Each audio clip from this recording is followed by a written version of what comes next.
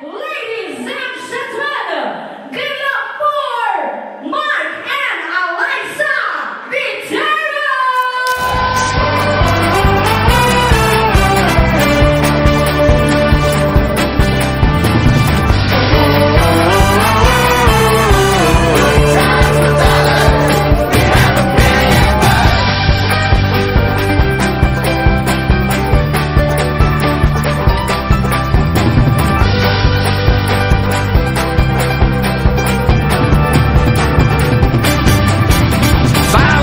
Feelings and love like you mean it. Live for the moment and laugh for no reason. All that we have is already enough. If good times were dollars, we'd have $1,000,000 bucks.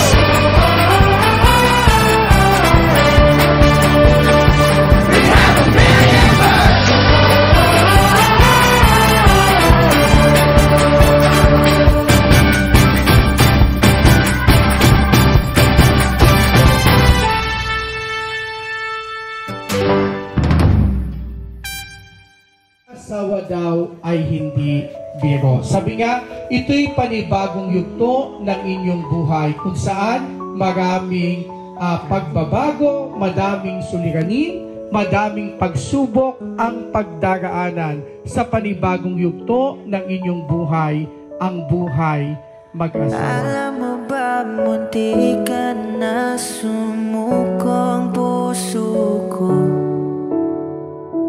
sa paulit-ulit na pagkakataon na nasaktan na bigo. Kilala ko ng high school lang. Nung una, nahihiya ako sa kanya kasi, yun nga, mahihiyain din akong tao eh.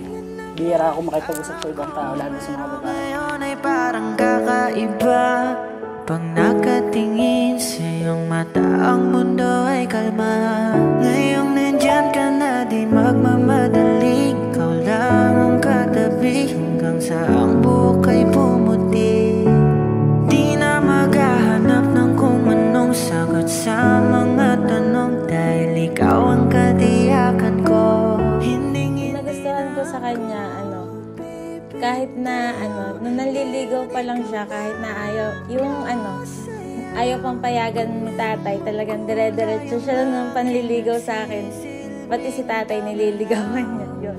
Siya, salisan siya, maalaga, mabait, maalahanin, mapagmahal sa pamilya. Ang yakap ng panahon habang kumakalabit ang init at sinag ng araw.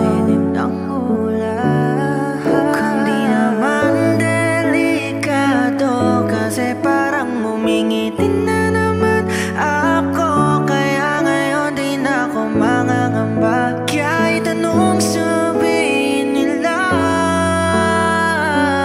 ngayong nandyan ka na, di magmamadali, ikaw lang ang katabi, hanggang sa ang buhok. Nagustuhan ko sa kanya, parang siya na yung naging magulang ko din.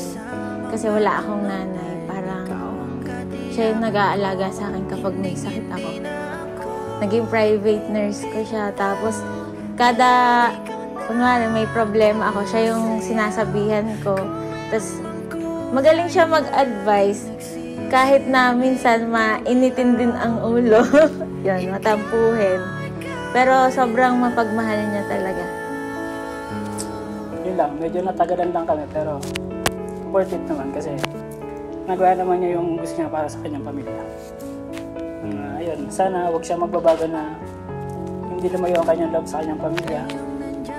At i-continue niya yan sa magiging pamilya namin balang araw. Mami, I love you and see you later. Di na maghahanap ng kung anong sagot sa mga tanong, dahil ikaw ang katiyakan ko. Ngayong nandyan ka na, di magmamadali, ikaw lang ang katabi, hanggang sa ang buhok ay pumuti. Di na maghahanap ng kung anong sagot Sa buhay mag-asawa, napakahalaga din ng tukod ng buhay mag-asawa upang lubusang maging matagumpay ang inyong pagsasama.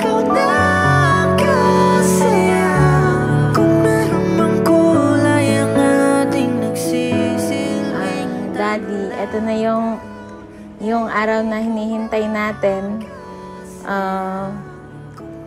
magiging kaapilyado mo na ako. See you mamaya. Sana maging okay ang kasal natin hanggang sa matapos. Yan. Daddy Mark Eldon Viterbo, I love you. See you later.